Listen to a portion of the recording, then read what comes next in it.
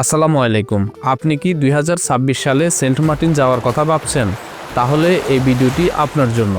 পুরো ভিডিওতে আমি যে 5টি তথ্য আপনাকে জানাবো, এই তথ্যগুলো না জেনে যদি আপনি সেন্ট মার্টিন ভ্রমণে যান, তাহলে আপনার ভ্রমণ হতে পারে অনেক বিরক্তিকর ও ঝামেলাপূর্ণ।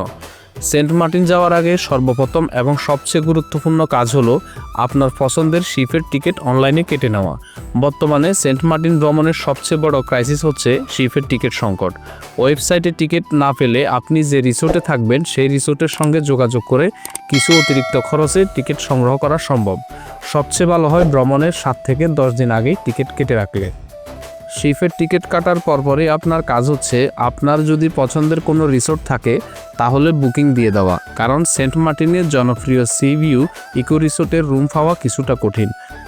তবে যদি এমন হয় সেন্ট মার্টিনের যে কোনো একটি রিসোর্ট হলেই হবে, তাহলে আপনি সেন্ট মার্টিন গিয়েও হোটেল এবং রিসোর্ট বুক করতে পারবেন।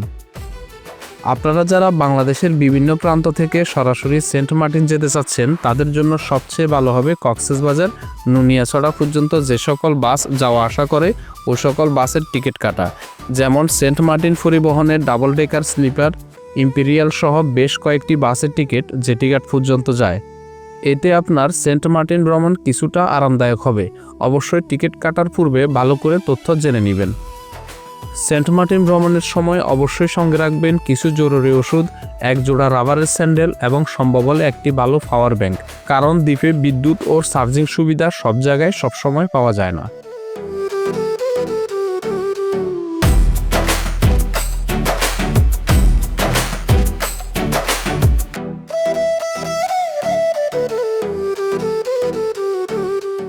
আর হ্যাঁ, সেন্ট মার্টিন গেলে এই 5টি জায়গা অবশ্যই এক্সপ্লোর করার চেষ্টা করবেন: দারুচিনি দ্বীপ, সেরা দ্বীপ, গলাচিপা, মেইন বিচ এবং সন্ধ্যার পর প্রাণবন্ত জেটিঘাট বাজার।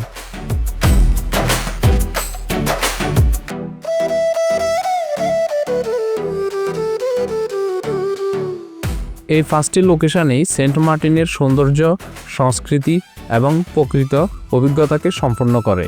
সেন্ট মার্টিন নিয়ে যদি আরও বিস্তারিত জানতে চান, কিভাবে যাবেন, কোথায় থাকবেন, কিভাবে এক্সপ্লোর করবেন এবং বাজেট কত হতে পারে, তাহলে উপরে দেওয়া আইকন অথবা ডেসক্রিপশন বক্স চেক করে আমার সম্পূর্ণ ভ্রমণ গাইডলাইন ভিডিওটি দেখে নিতে পারেন।